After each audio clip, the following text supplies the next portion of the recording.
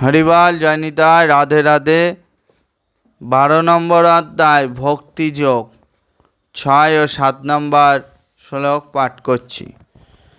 যেহেতু সর্বাণী কর্মাণি ময়ি সঙ্গনাশ্রম মৎপরায়ণ অন্নম্ব নৈব যোগেন মাং ধ্যানস্থ উপাসতে তোষ মহং সমুর্দতা মৃত্যু সংসার সাগরাতা ভাবামি চ চিরাৎ পার্থ মর্যাবেশী চতনশ্যাম।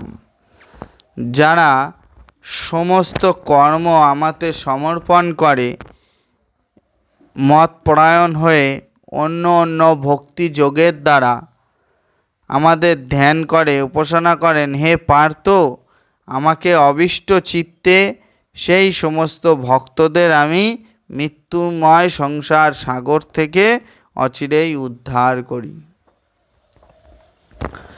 বলছে এখানে স্পষ্টভাবে বর্ণনা করা হয়েছে যে ভগবত ভক্তেরা অনন্ত ভাগ্যবান, কেননা ভগবানের কৃপায় তার অনাশয়ে জড় জগতের বন্ধন থেকে মুক্তি লাভ করেন।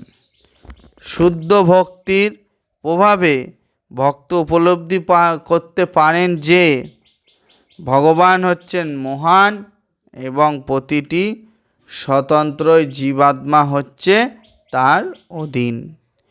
প্রতিটি জীবের কর্তব্য ভগবানের সেবা করা, কিন্তু সে যদি তা না করে তাহলে তাকে মায়ার দাসত্ব করতে হয়।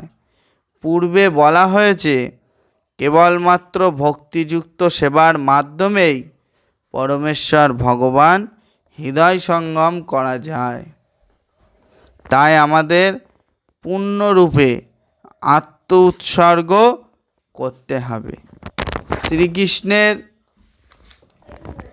শ্রী পাদপদ্মে আশ্রয় লাভ করতে হলে আমাদের মনকে সর্বত্রভাবে কৃষ্ণকে নিবদ্ধ করতে হবে।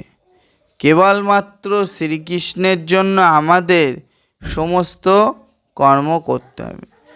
যে কাজকর্ম আমরা করি না কেন তাতে কিছু যায় আসে না, কিন্তু সেই কাজ কেবলমাত্র শ্রীকৃষ্ণের জন্যেই করা উচিত। সেটি হচ্ছে ভক্তিযোগের মানদণ্ড। পরম পুরুষোত্তম ভগবান